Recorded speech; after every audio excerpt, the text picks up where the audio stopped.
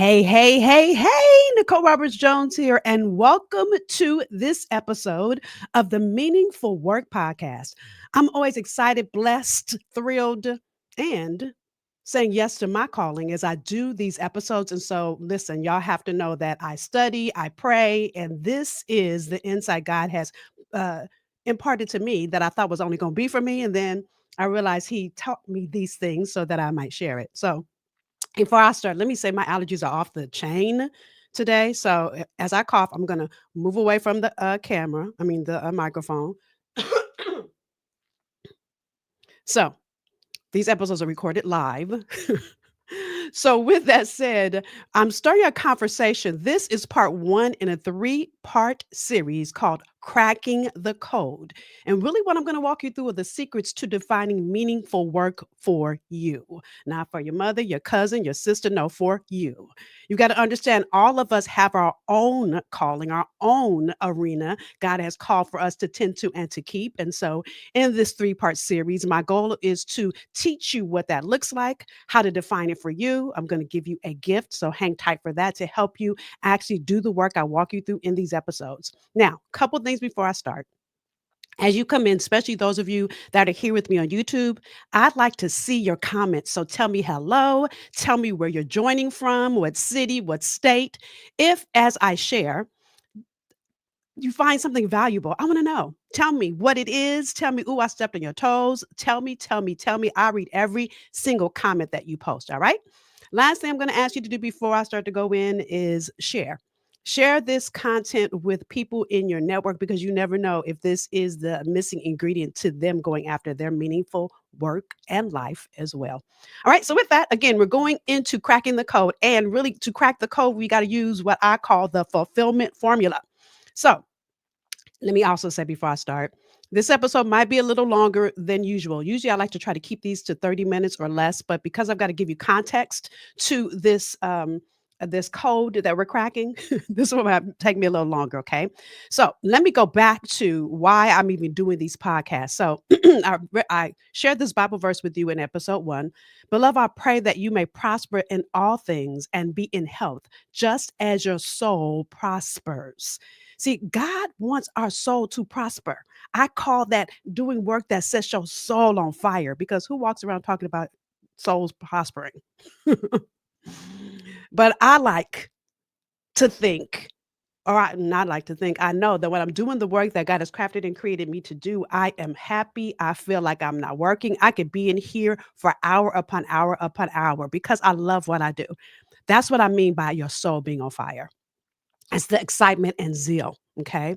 So, because the Bible verse says soul prospers, I want to pull up the definition of prosper, which means to succeed in an enterprise or activity, to become strong and flourishing.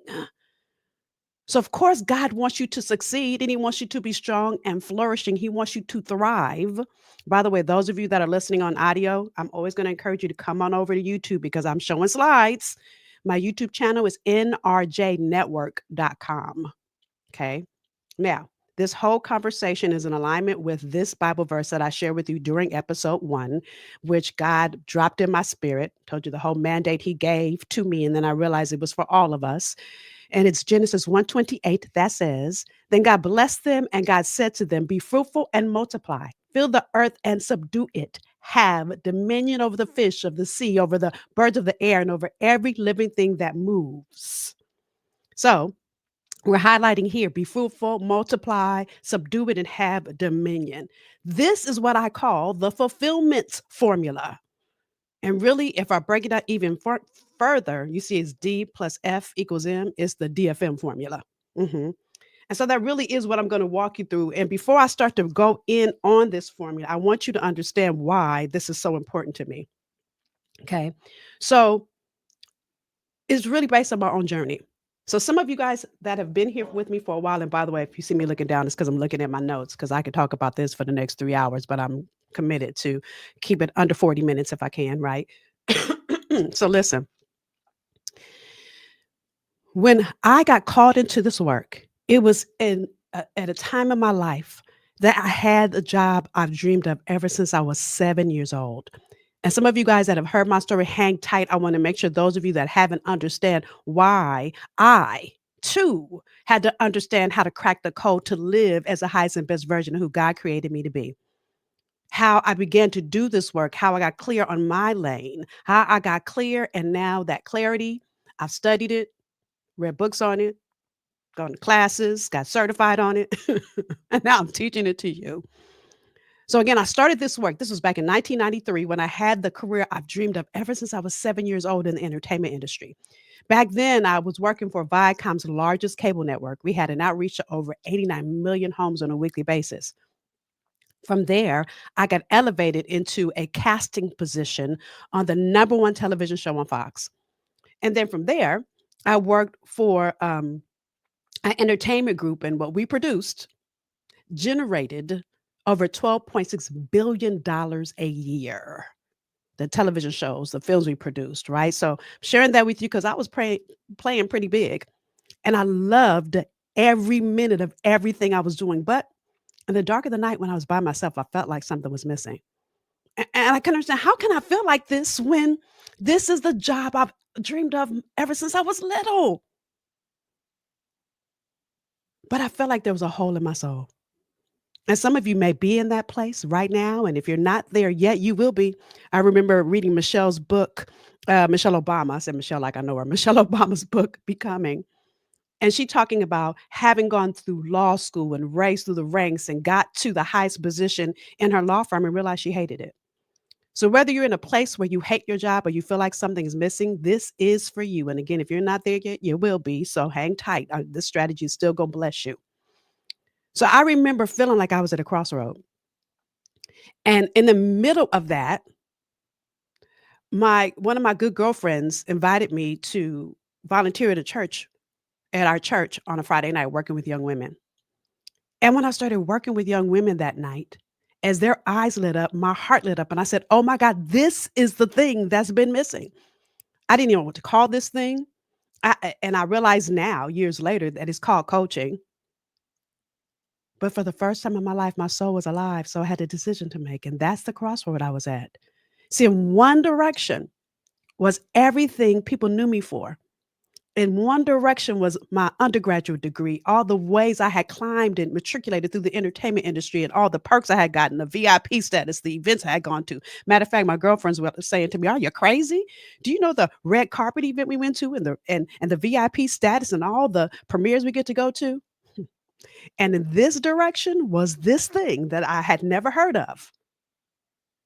But again, for the first time in my life, I felt more alive than I've ever felt.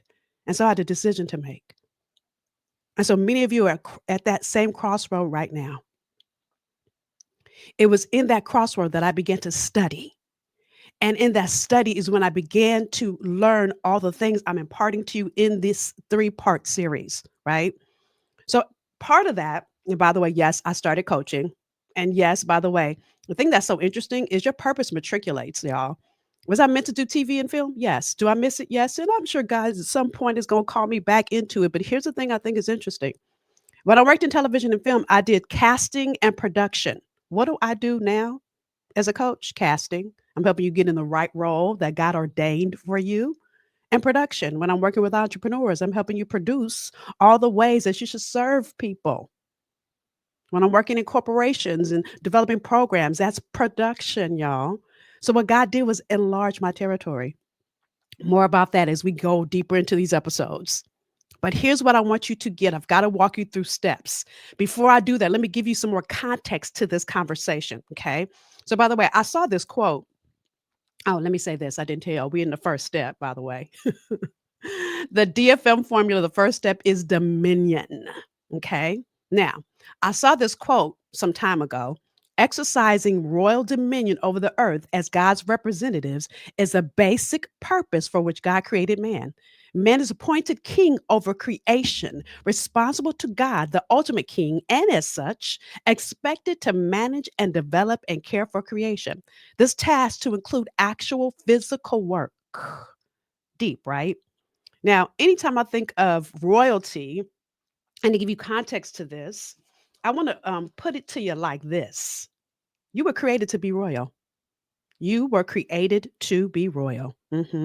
There's a Bible verse that says, 1 Peter 2:9, but you are a chosen race, a royal priesthood, a holy nation, a people for God's own possession, so that you may proclaim the excellencies of him who has called you out of darkness into his marvelous light. And I want you to really think about the quote I just read, exercising royal dominion over the earth, and how you are a chosen race, a royal priesthood. Don't let that word priesthood hang you up. And I really wonder if you realize you are a child of the king. Come on, somebody. You are the child of a king. So when that dropped in my spirit, it made me think of one of my favorite series on Netflix called The Crown. Have you seen it?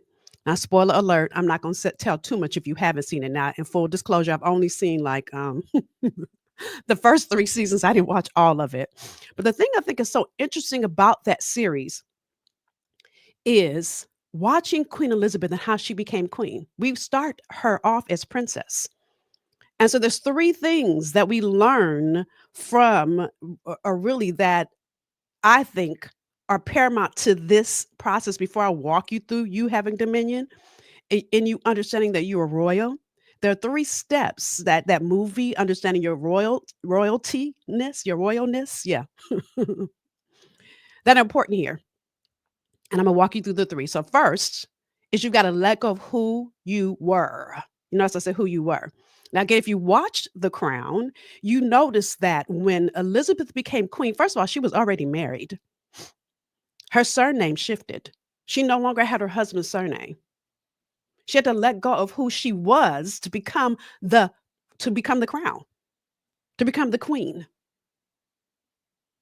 And I wonder if you're held on to perception and what people think you should do or should be, or who you used to be before you grew into the person you are now, or what your family thought you should do. I remember one of my clients who her family thought she should be, well, her family pushed her into law school, heavily suggested.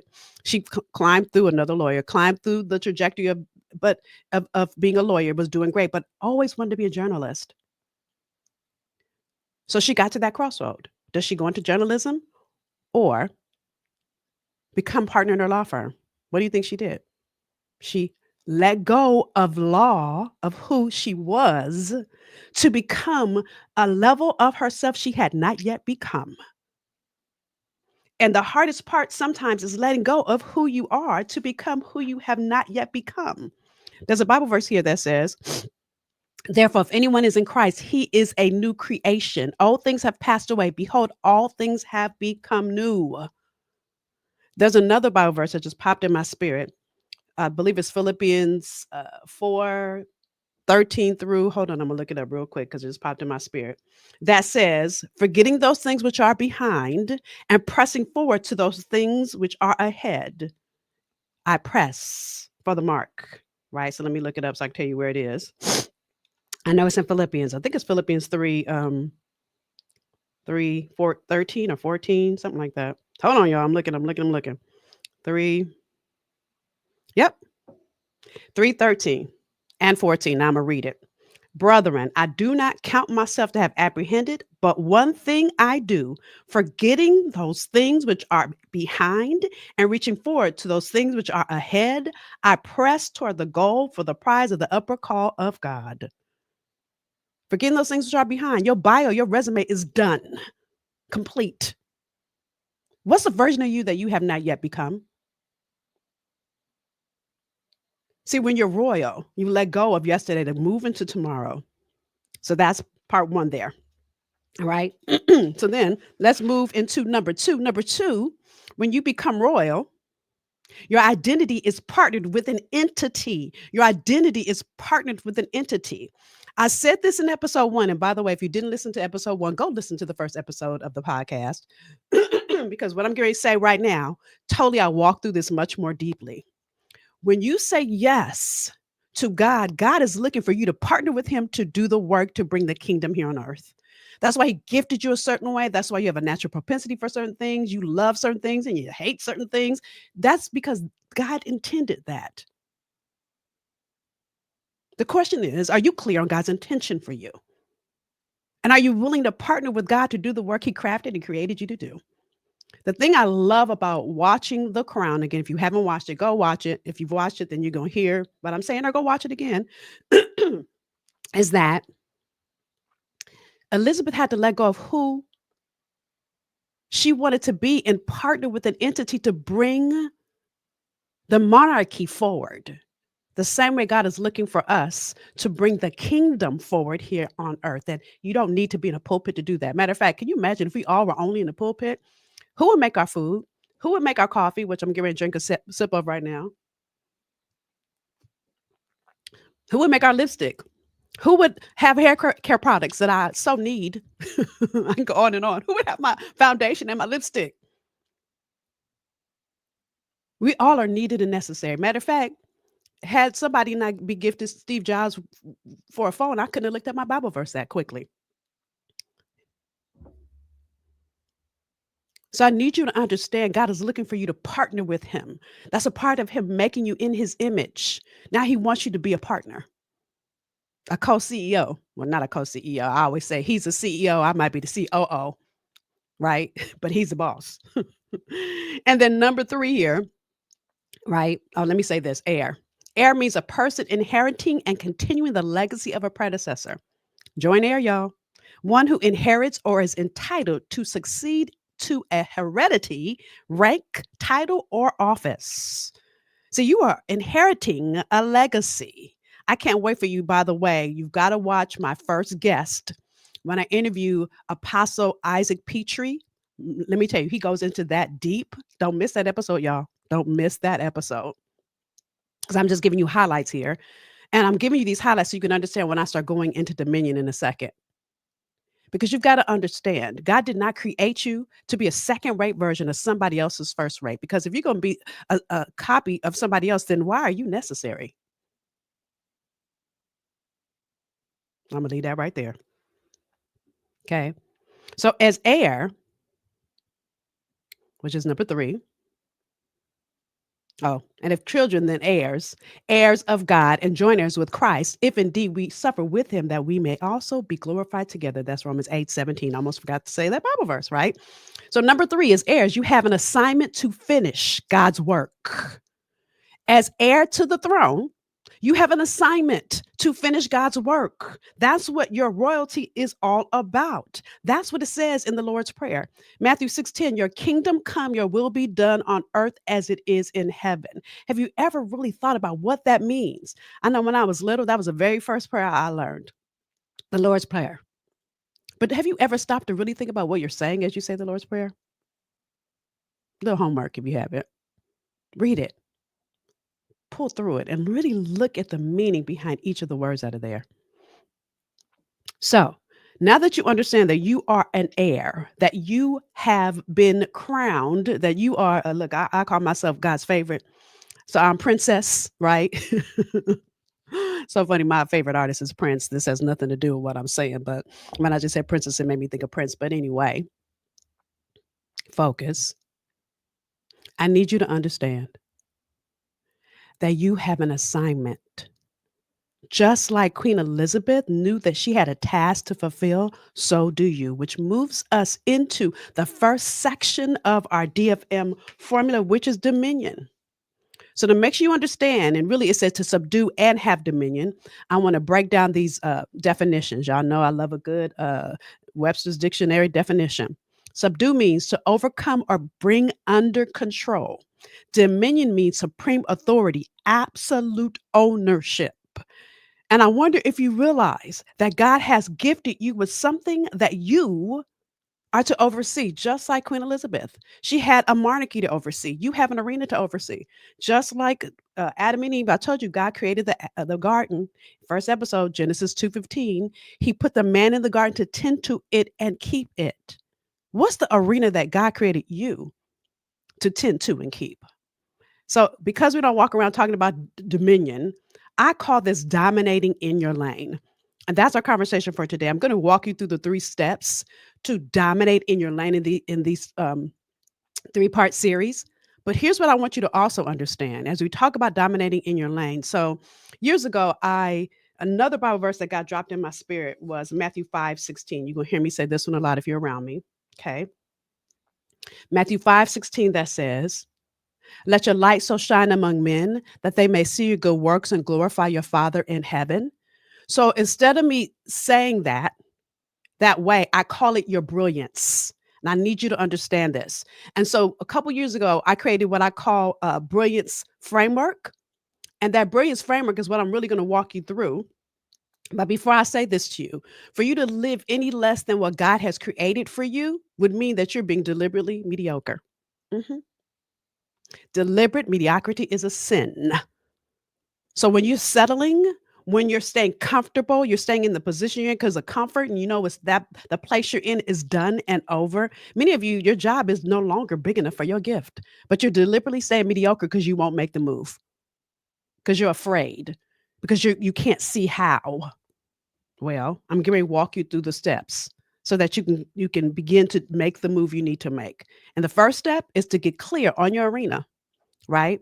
So if I give you an example of this, there is a pilot. If you guys remember this, I think it was 2009. Captain Chelsea Sully. Let's just call him Sully because I'm probably messing up his first name. You guys remember when he had to make an emergency landing over the Hudson? Now, if he had not taken the time to dominate in his lane and get clear on his gift as a pilot and study and even take his role seriously, all those people on that plane would have died that day. That's what I mean by dominating in your lane. There's a place that God has created you to dwell in. Even in our first episode, I told the story of William Wilberforce and how he was going to let go of his seat in the British Parliament because he got saved, as my grandmother would say.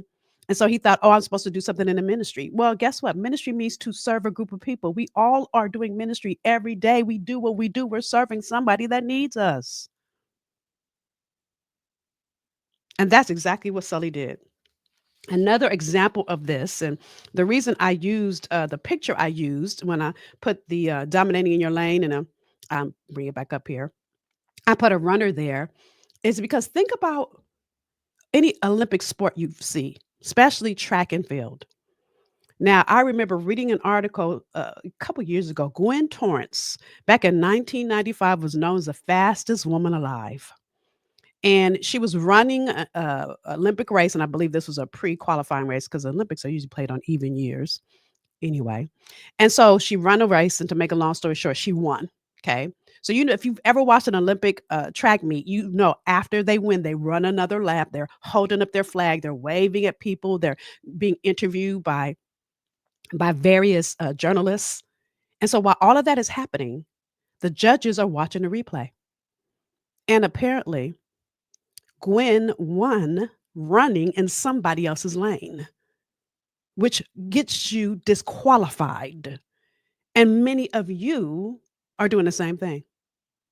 You're running your race, you're doing your job, you're pursuing things that are not inside the arena God created you, the lane that God created you to dominate in. That's why these three steps are so important.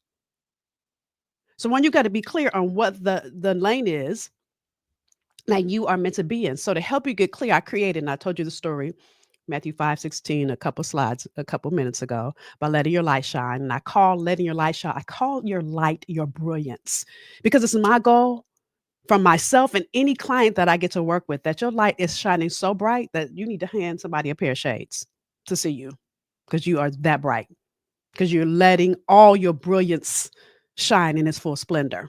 Okay.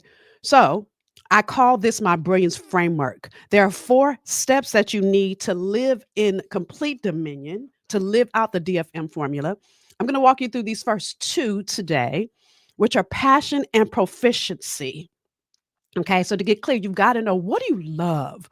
What could you do hour upon hour and never ever get paid for? And then the second thing you've got to know is, what are you proficient in? Like, what are you really, really great at? So you can't be great at something and hate it, or you can't be good at something and or love something and not be good at it. So case in point, I love to sing. And if I could really, really sing, you got to know Beyonce would have a run for her money. But I cannot sing. Not good at it. So you've got to get clear on where those two correlate. And that place is where your purpose lives. That's the very gift that God is looking for you to serve through. How do I know? Because why would God have gifted you that way in the first place? Now, if I give you another example, I'm really good at relationship advice. I have girlfriends that call me about relationship advice all the time. But I realize I'm good at it for them because I know them. If I was talking to someone I didn't know, yeah, I probably wouldn't like it and I wouldn't be good at it. I'm passionate because I love them and I want to see whatever they're going through work. So I could never be a relationship coach. Not my gift. Y'all get that? So again, oh, by the way, I'm giving you a gift in these episodes. My DFM formula book. You can get it at dfmformulabook.com. I'm going to walk you through each of the three areas as much as I can during these episodes, but then the book is going to give you work so you can define these areas for yourself. Okay. Again, it's dfmformulabook.com. Free, my gift to you, right? Because I'm committed that you get clear on the very way God wants to use you. All right. So, in addition to that, let's move into step number 2. Once you get clear, you're going to stand in your complete power. The clarity is how you get powerful. Listen, clarity gives you direction. It helps you stay focused. It helps you understand where you want to go. Clarity eliminates distractions. Listen, there is a Bible verse that says Proverbs 29:18, which I don't think is on the slide. It's not. It says, without vision, people perish. So without clarity, you have no vision. How are you knowing where to go? It's like me telling you to meet me for lunch, and I'm just like, meet me at 12, and I don't tell you where to meet me. How do you meet me? So being clear helps you do that. Clarity also helps you be proactive rather than reactive because you know if this is where I'm going, let me make sure that everything I'm doing gets me to this place. And to so add to clarity, you've got to stand in your complete power. See, people will try to make you second guess yourself. They try to make you think, oh, well, you shouldn't do that. And this is what was happening to me, by the way, when I had started coaching young women in that church that night. And I knew this was the place God meant for me to be in. Now, my friends meant no harm by this. When they were saying, have you lost your mind? Well, I felt like I had lost my mind. But I had to understand and get clear on this was God talking to me, much like when you're pregnant. Nobody's pregnant with that baby but you. Nobody can push it out but you. Same thing. And sometimes people may not understand where you're going, but God does. So you've got to be clear, then you got to stand in your complete power. The thing I love about even talking about standing in your complete power is one of my favorite Bible verses. If you're around me, you'll hear me say this Bible verse all the time. Now, to him who is able to do exceedingly abundantly above all that we ask or think, according to the power that works in us. See, there's power already inside of us. And but we've got to plug in and power up to that power. It's just like my cell phone. If I don't plug my cell phone in at night, the next day is not going to work. Many of you are not plugging into God. Listen, I'm going to give you as much methodology as I can in these episodes, but you need both methodology and revelation. Revelation is only God given. Can't give you any revelation. I can point you in the direction of what to do to get to that revelation. I'm going to give you all the methodology I can. And by the way, in the DFM formula book, I'll walk you through some great things to help you. So I give you Bible verses. If you sit with the Bible verses and let God speak to your soul, that's where the revelation comes. And you need both because God is, listen, faith without works is dead. Faith without works. Revelation, methodology. Come on, somebody. Okay. So, with that said, you've got to stand in your complete power. You got to get clear on it and do the thing that you are ordained to do. Just like Queen Elizabeth. The thing I love about Queen Elizabeth in that movie, by the way, that series rather, gave me a whole new respect for her. Can't say I really liked her before I watched the miniseries, right? But it gave me a whole new respect for her because I realized that she was doing what she did to stand not only in her power, but to do what was needed for the monarchy, no matter what. She didn't care if people liked her. She didn't care what people thought. She cared what was best for the monarchy. Just the same, what's the best for the kingdom in the arena that you dwell in? So you got to get clear and then stand in the complete power of it. Deliberate mediocrity is a sin. You've got to be clear and uncompromising. Clear and not let anybody shift you. The word power means, y'all know I was coming with the definition. It means ability to act or produce an effect, capacity for being acted upon or undergoing an effect, a source or means of supplying energy. Again, that's a definition of power. So, ability to act or produce an effect. And so, God gave you your gift, capacity for being acted upon or undergoing an effect. Hello. So, what effect are you a part in implementing in this world? Have you ever realized that every single business that was created, whether you are the CEO as an entrepreneur that created it, or whether you have a role to play in a current company, every company that was designed was created to be an answer to a problem. We'll talk more about that. But I need you to understand when you stand in your complete power, you're helping to move that answer forward. So then when you're clear, when you're standing in your complete power, it moves us to number three, which is you've got to take your place. Now, to illustrate this, when I was writing my notes, what popped in my mind and my spirit was this scene from the Tyler Perry movie. Now, I'm gonna play the scene real quick in a second, but if you've ever seen the movie, this is I think it was the family reunion, whatever the name of that family reunion movie was. Cicely Tyson is going in on the young folks because they're doing stuff and they're not standing in their power. So here's the scene, and I'll be back after this. Your place. Now. Starting now. Starting now. And that's it. It's time for you to take your place. Starting now, starting now, starting now. Not yesterday, not, oh, I'm going to wait till my kids graduate from college or, oh, well, I'm going to save some more money. No, no, no. Mm-mm. God never gives you something. He doesn't drop the next level of your gift in your spirit. He's not checking your bank account. He's not checking your friends list. He's not checking any of that. He's checking your faith. So, what will you do with what God has given you? Now, we're going to dig into this further and further, but let me bring you in a little Bible verse here. Now, listen, this is one of the Bible verses I used to always quote and never really look deep into it. Psalms 139, 13 through 14. For you formed my inward parts. You covered me in my mother's womb. I will praise you, for I'm fearfully and wonderfully made. Marvelous are your works, and that my soul knows very well. Now, the deep thing about this verse is Tony Evans. Now, this is my favorite. You're gonna see all kind of notes in this study Bible. Anytime I'm trying to study extra, I pull out Tony Evans, and here's what he says under this Bible verse. Again, it's Psalms 139, 13 through 14. I'm not reading all of it. I'm reading parts of it. We are not here by chance. David is the author of Psalms, by the way.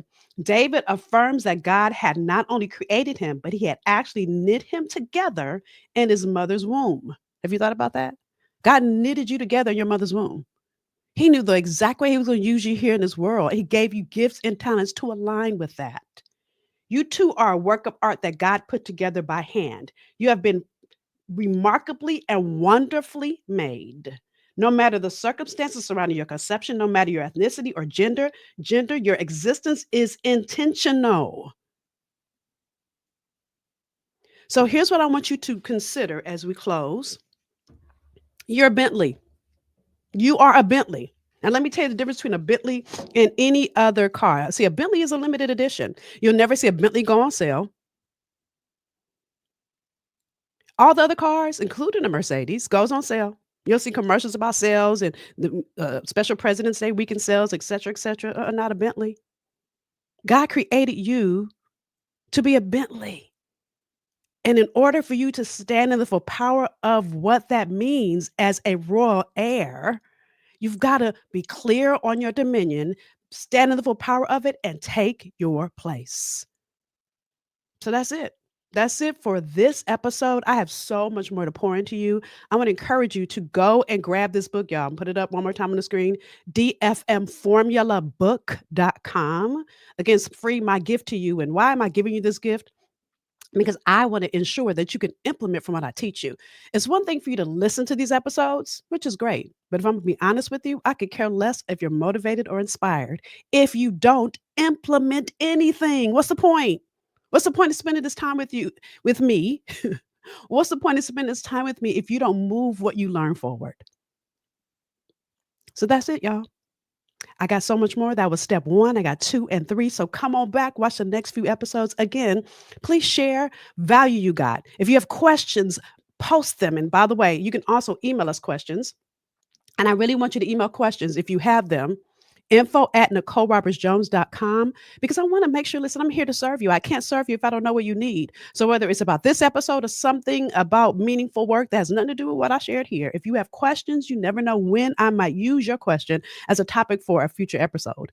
So email us info@NicoleRobertsJones.com. And that's it, y'all. That's it for this episode. Please, number one, tag somebody you know that needed this and or share this episode so that others can also benefit as we dig deeper into cracking the code and go into the fulfillment formula even further in episode 2. I'll see you there, y'all. Bye.